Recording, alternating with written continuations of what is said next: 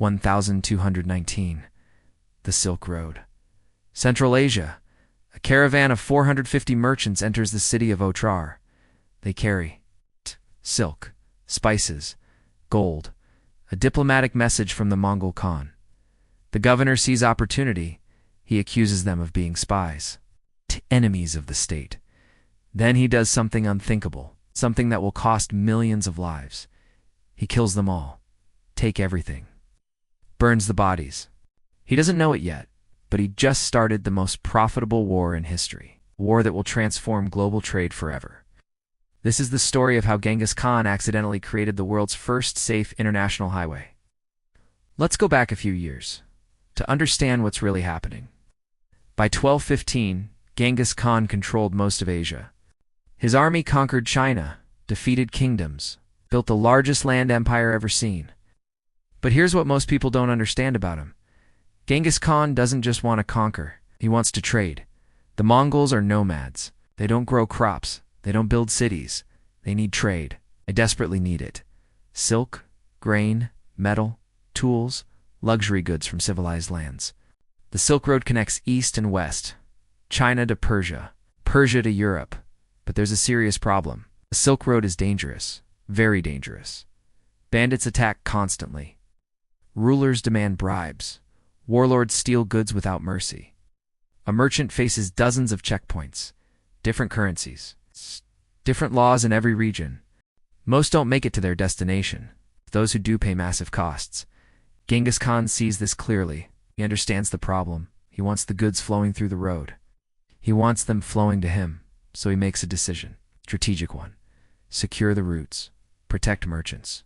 Create one unified system across Asia. But first he needs to control the entire road from end to end.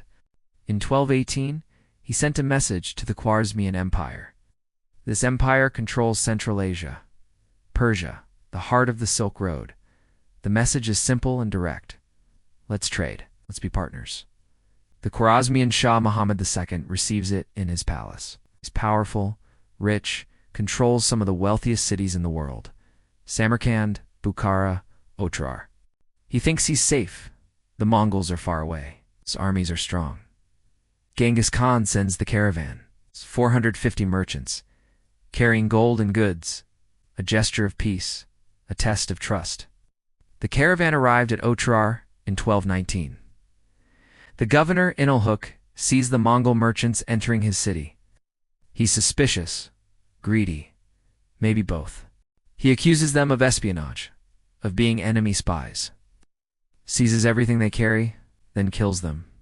All 450 men. News reaches Genghis Khan weeks later. His generals expect immediate war, total destruction of the empire. But Genghis Khan pauses, thinks strategically, sends another message to the Shah, hand over the governor. Compensate us. We can still have peace. This isn't a weakness. It's a strategy. Business thinking. Shah Muhammad reads it in his throne room. His advisors tell him to refuse strongly. Don't bow to nomads. The Shah makes his fatal choice. He kills Genghis Khan's ambassador. Sends another back with his beard shaved.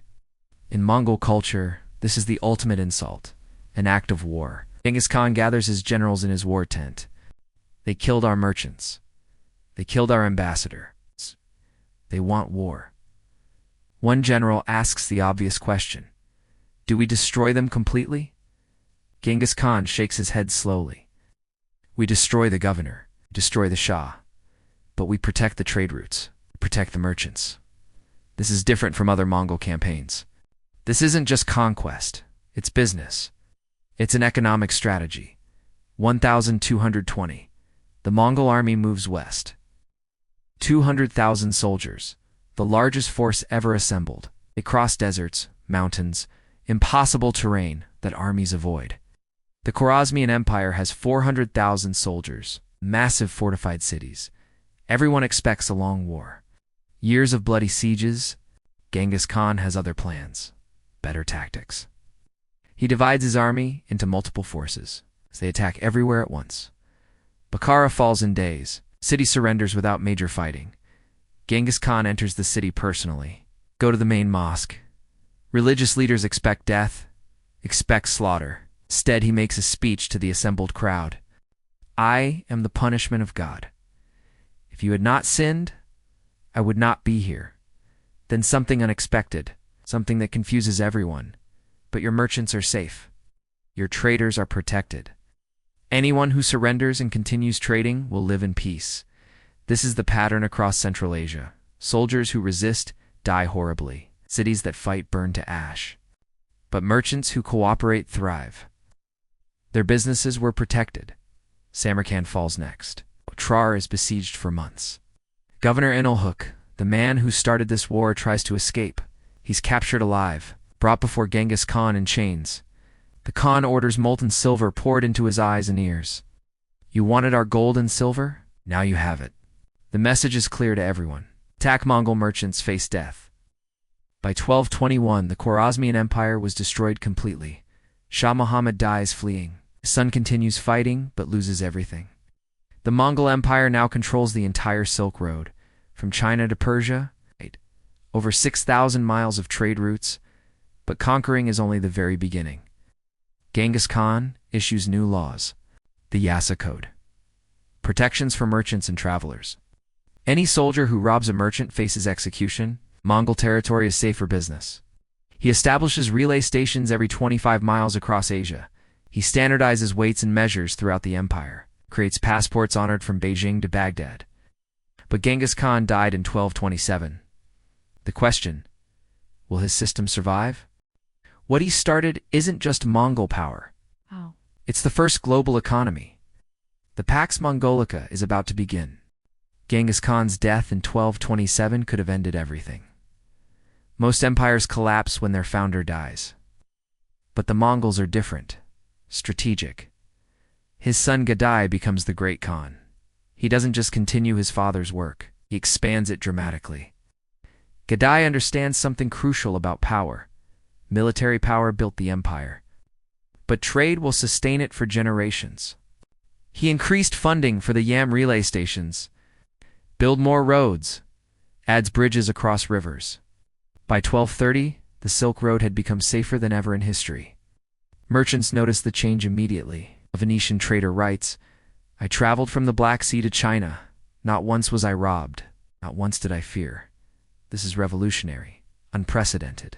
For the first time in history, you can cross Asia safely. The Mongols enforce their laws brutally, consistently. A merchant is robbed near Samarkand. Thieves are caught within days. They're executed publicly. Their families are fined. The message spreads fast. Don't touch the traitors. But Gadai faces new challenges. His empire is massive. It's too massive for one person alone. Different regions have different needs. It's different cultures, different problems. China wants silk to flow west. Persia wants horses from the steppes.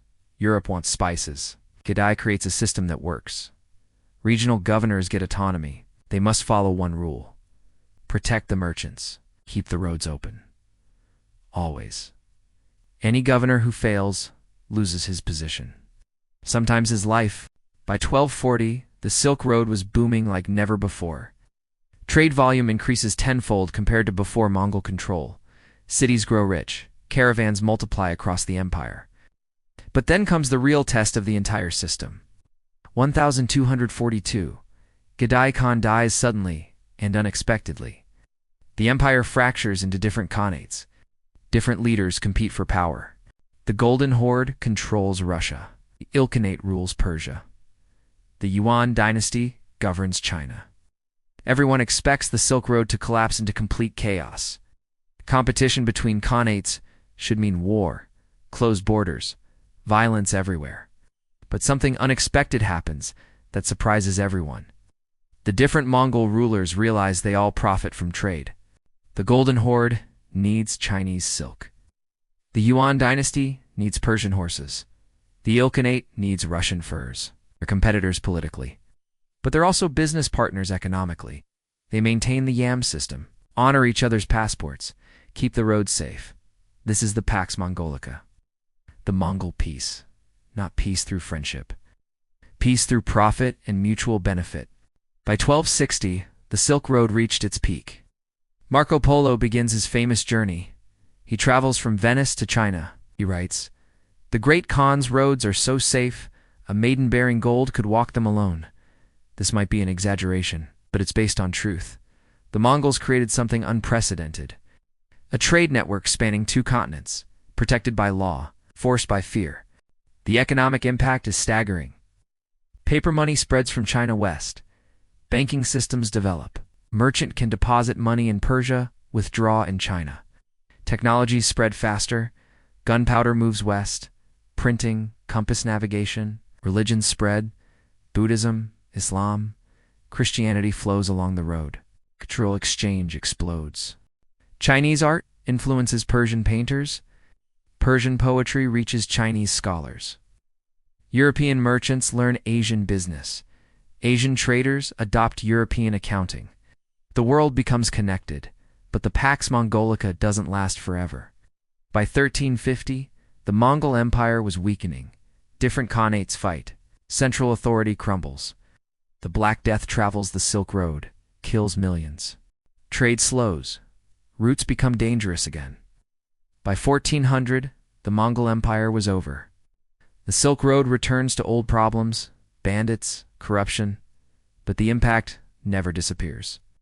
The world learned something crucial. Safe trade routes create wealth for everyone. The systems the Mongols created become the model. Future empires copy them. Ottomans, Ming Dynasty, European powers. Protect merchants, control wealth. The passport system continues, evolves into modern travel documents. Relay stations become postal systems worldwide. Standardized weights, measures, currencies spread. International banking develops from Mongol practices. Even safe international travel comes from this era. The Mongols proved it's possible. So what's the real lesson? Genghis Khan started as a conqueror. He destroyed cities, killed millions, built an empire through violence. But his lasting impact isn't military, it's economical. He understood something that changed history.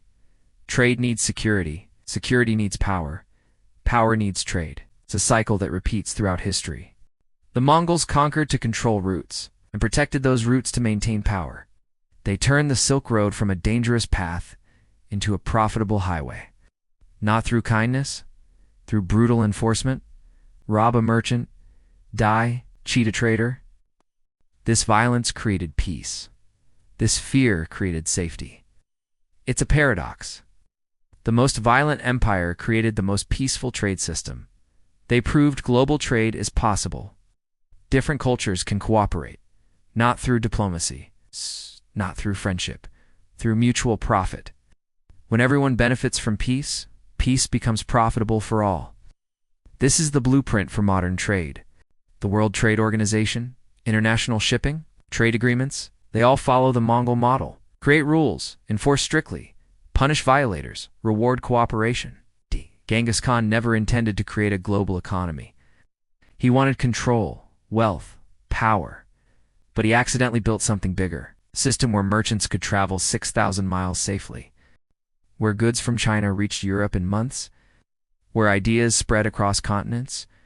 The Silk Road existed before the Mongols, but it took Mongol brutality to make it work, to make it safe, to make it profitable. That's the dark truth. Sometimes progress comes from violence. Sometimes peace requires fear. The Mongols understood this better than anyone. They built their empire on blood, but they paved their roads with gold. This shows you how power builds wealth. Subscribe, because history isn't just battles. It's a trade route, money flows, economic systems, the invisible forces that shape civilizations. The Mongols mastered them all.